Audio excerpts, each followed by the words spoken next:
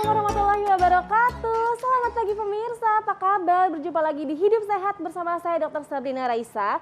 Dan seperti biasa pemirsa, hari ini saya ditemani oleh partner saya. Dr. Haikal. Halo Halo dokter, apa kabar? Halo. Baik, Dokter Haikal baik?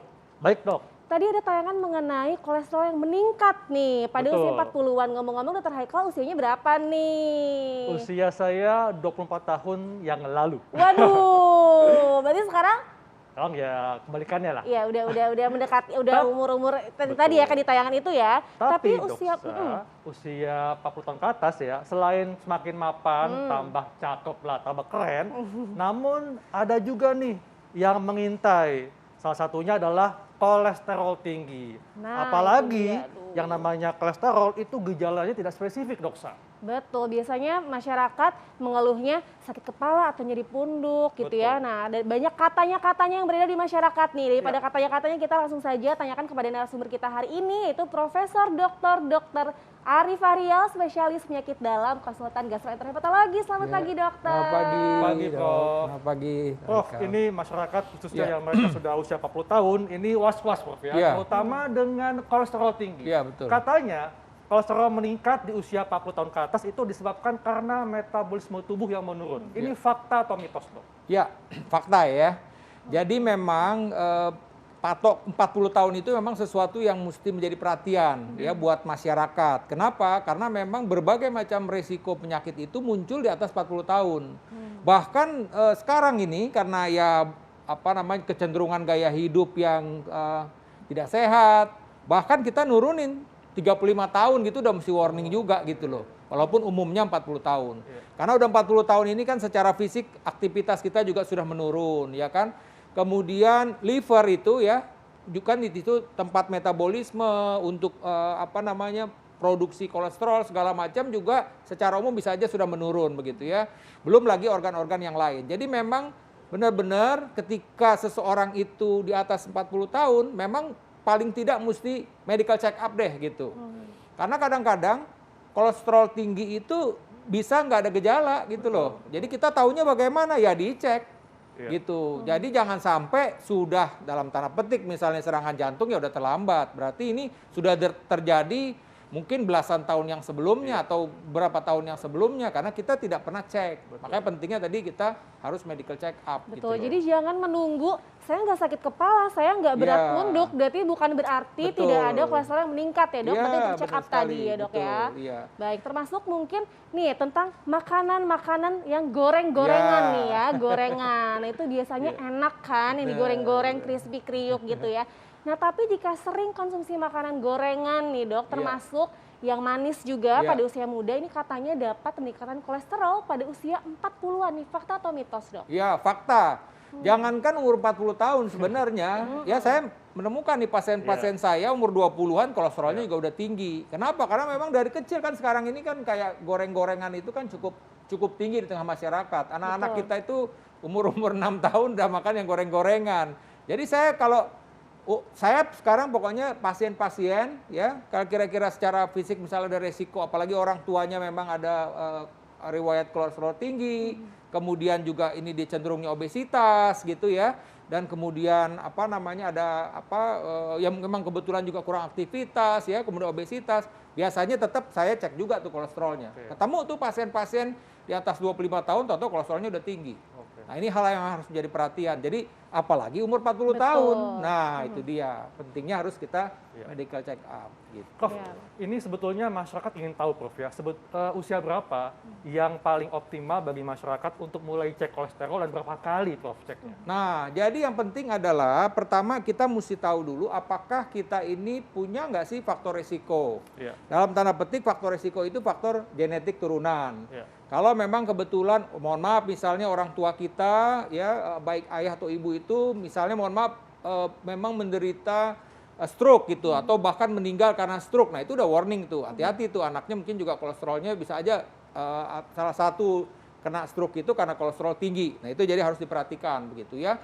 Kemudian hal-hal yang lain yang memang harus diperhatikan juga misalnya apakah memang ketika seseorang itu apa namanya tadi ya nah goreng-gorengan tadi kita bicarakan ya. Nah, tadi faktor-faktor resiko tadi. Betul. Kalau misalnya memang dia Obesitas sejak juga. dari kecil itu udah goreng-gorengan. Kemudian obesitas. Nah, untuk yang seperti itu saya bilang tadi, kalau bisa di bawah umur 30 tahun udah mesti dicek. Oke. Kalau yang 40 tahun itu sebenarnya nggak ada resiko. Oh. Nah, pertanyaannya lagi berapa kali itu? Nah, bisa saja misalnya umumnya kalau yang namanya check up ini pertama kita mesti gini dulu. Nah, nih pasien-pasien nih. Karena sering pasien-pasien saya itu medical check up, kolesterolnya tinggi misalnya 3 bulan yang lalu baru datang ke dokter, jangan. Jadi prinsipnya pemeriksaan misalnya kolesterol kita bicara itu ketika memang udah ketahuan positif, kemudian kita obatin, harusnya pasien ini kontrol lagi ke dokternya. Jadi bisa tiap bulan kita cek kolesterolnya. Kalau dia sudah normal, boleh nanti bertahap 3 bulan sekali. Kalau memang udah oke, 6 bulan bahkan tiap tahun gitu loh. Jadi ini hal-hal yang harus diperhatikan. Jadi kita tidak bisa berpatokan berapa, itu tergantung dari case by case-nya. Gitu. Prinsipnya adalah ketika kita tahu kolesterol tinggi, udah deh berobat ke dokternya gitu ya. Baik betul. Itu mau dokter keluarga dulu atau mau nanti mungkin udah dirujuk ke dokter penyakit dalam, ya silakan. Gitu. Baik, dokter, lalu pemirsa juga pasti penasaran nih, Dok, kadar kolesterol yang normal tuh berapa? Ya, jadi ini memang tergantung laboratorium ya kan. Ada tapi rata-rata begini, kita ambil, nah ini penting juga diketahui oleh masyarakat. Jadi yang mesti kita lihat itu kolesterol total. Ya, pertama kolesterol total, kemudian kolesterol total itu memang diharapkan kurang dari 200. Nah, kemudian yang kita lihat lagi adalah kan kita tahu nih kolesterol ini ada kolesterol yang baik dan jahat. Yang baik itu yang HDL, yang jahat itu LDL. Nah, sebaiknya LDL itu di bawah 100. Saya biasanya kalau pasien-pasien udah LDL-nya 125 saya obatin, walaupun misalnya totalnya 175 misalnya. Nah, satu hal lagi di dalam komponen lemak itu darah yang harus kita cek juga trigliserida. Nah, trigliserida biasanya kita ambil patokan di bawah 200 gitu. Jadi ini hal-hal yang harus diperhatikan ya. Mestinya sih itu udah umum nih, orang-orang udah tahu nih kalau mau periksa lipid itu ya tadi kolesterol total, HDL, LDL, trigliserida. Nah, kadang-kadang kan ada yang langsung tuh cepet tuh. Nah, itu total. Itu cuma total saja. Kalau saya sih sebenarnya tidak menganjurkan. Kalau untuk sekilas tahu aja boleh, tapi idealnya adalah yang dari vena. Karena biar sekalian kita melihat LDL-nya, HDL-nya dan trigliseridanya. Baik. Prof, ini juga masyarakat ingin tahu, Prof ya. Katanya orang memiliki masalah tiroid dan juga diabetes rentan mengalami kolesterol tinggi. Fakta atau mitos? Tapi nanti Prof jawabnya. Kita kasih mak jawabannya sesaat lagi, tetap di Hidup Sehat. Kembali lagi di Hidup Sehat pemirsa, itu tadi tayangan mengenai buah-buahan yang terbukti ternyata dapat menangkal kolesterol. Nah, tadi kita ada fakta dan mitos yang masih menggantung nih, Dokter Haikal. Betul, Doksa. Jadi memang masalah kolesterol tinggi ini masalah yang sangat umum di masyarakat, tapi gejalanya tidak spesifik. Dan tadi juga disampaikan mengenai faktor risikonya. Nah, salah satunya adalah orang dengan masalah tiroid serta diabetes rentan mengalami kolesterol tinggi di atas usia 40 tahun. Fakta atau mitos, Prof? Ya, fakta. Jadi ini memang yang harus diperhatikan ya, bahwa ini kan termasuk penyakit-penyakit yang kita bilang dalam sindrom metabolik ya. Jadi pasien-pasien yang memang kurang bergerak, kemudian obesitas, maka dia beresiko untuk, ya tadi obesitas beresiko untuk kadar gula darah tinggi. Nah, biasanya kalau udah kadar gula tinggi ikut juga dia juga terjadi kolesterolnya juga tinggi gitu ya. Tadi sebutkan tiroid, pada pasien-pasien yang hipotiroid itu juga akan cenderung kurang aktivitas ya kan. Kemudian itu juga obesitas dan itu juga akan mempengaruhi metabolisme dari kolesterolnya sehingga kolesterolnya juga bisa lebih tinggi. Jadi ini memang hal-hal yang harus diperhatikan ya buat masyarakat. Dan satu hal lagi yang penting sebenarnya, ketika ada gemuk ya. Kemudian ada kolesterol tinggi, ada penyakit kencing manis, ya. Tambah lagi kalau memang dia merokok, misalnya ini adalah faktor-faktor risiko untuk berbagai macam penyakit lain. Misalnya serangan jantung, ya, kemudian stroke, misalnya gitu. Jadi ini hal-hal yang memang harus diperhatikan karena bisa saja beberapa faktor risiko ini ada pada satu orang. Nah, tambah lagi tadi tuh kalau umurnya 40 tahun. Nah, resikonya bertambah banyak lagi buat seseorang gitu loh. Ya, betul, Dokter. Lalu selanjutnya ada fakta mitos selanjutnya, Dok, berhubungan dengan wanita-wanita nih, ibu-ibu di rumah yang mungkin usianya udah 40, mau ke 50 nih, Ya. udah menjelang menopause Ya. ya kan. Nah katanya dok, perubahan hormon pada wanita menopause itu dapat membuat kolesterol meningkat. Nah itu fakta atau mitos? Ya, itu juga fakta. Jadi ini Fakta. memang kadang-kadang ya perlu diketahui nih ya buat para ibu-ibu lah ya, kalau udah mau menjelang menopause ini macam-macam bisa terjadi nih. Iya. Ya, pertama juga kadang-kadang tidur menjadi susah ya Betul. kan. Kemudian juga ada beberapa pasien saya juga yang asam lambungnya tinggi jadi mahnya kambuh misalnya kan begitu. Nah, juga termasuk tadi metabolisme kolesterol juga terganggu gitu. Jadi ini hal-hal yang memang harus diperhatikan. Makanya tadi pentingnya check up tadi itu tadi. Ya, pentingnya check up di atas 40 tahun ya. Apalagi tadi misalnya ada kegemukan, ya kan, kegemukan dan juga tadi ada faktor genetik tadi, turunan. Betul. Misalnya orang tuanya memang penderita hipertensi, kolesterol tinggi gitu. Jadi bersatu tuh semua tuh. Iya, betul. Nah, intinya sebenarnya begini, satu hal yang sebenarnya kita bisa mencegah itu ya tetap bergerak, olahraga gitu ya. Nah, tadi juga disebutkan kan banyak mengkonsumsi sayur-sayuran dan buah-buahan. Jadi memang tadi betul nih beberapa buah-buahan tertentu itu mencegah penyerapan kolesterol di usus halus kita itu. Makanya saya sering menganjurkan pasien-pasien saya yang kolesterolnya tinggi, selain obat yang diberikan, yang penting juga gaya hidup.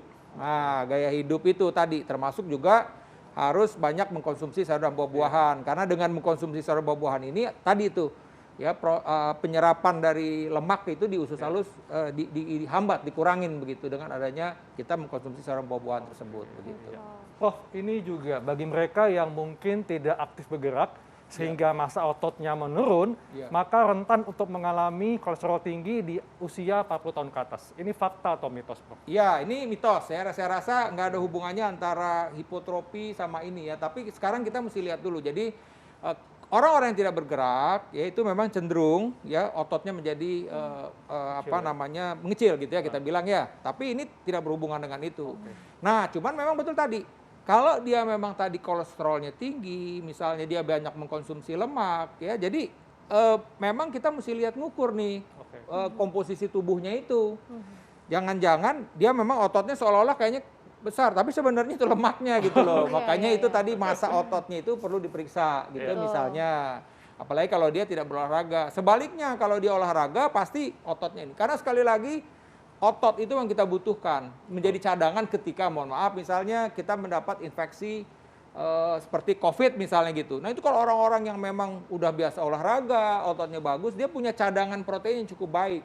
Jadi ketika memang tubuhnya sakit gitu, dia butuh kan pasti kalau kita sakit kan kita perlu penyembuhan. Nah disitulah cadangan-cadangan itu di otot-otot tersebut gitu. Tapi kalau memang ternyata kita banyakkan lemaknya, cadangan otot kita ini kurang, proteinnya kurang, nah itu akan berpengaruh ketika kita mengalami sesuatu penyakit. Misalnya saya ambil contoh COVID yang lagi ramai sekarang ini, maka kegemukan itu, obesitas itu menjadi faktor resiko untuk terjadinya komplikasi, perburukan dari COVID-nya, bahkan juga kematian gitu loh. Ya, baik Prof. Selanjutnya dok, fakta mitos selanjutnya nih Prof. Kolesterol ini dapat menyebabkan penuaan pada pembuluh darah, Prof, dibandingkan usia biologi seseorang. Misalkan usianya 40 tahun nih, tapi karena penuaan jadi ternyata 50 tahun. Itu fakta atau mitos? Ini fakta. Jadi yang makanya kita bilang bahwa pada orang-orang yang tadi ini ya kolesterolnya tinggi, tadi kan dalam satu video tadi tunjukkan ya bahwa dia akan terjadi proses ya penimbunan di pembuluh darah kita itu yang akhirnya kalau orang awam kita bilang jadi mengeras. Betul. Aterosklerosis gitu ya. Nah, ini kan termasuk penyakit degeneratif.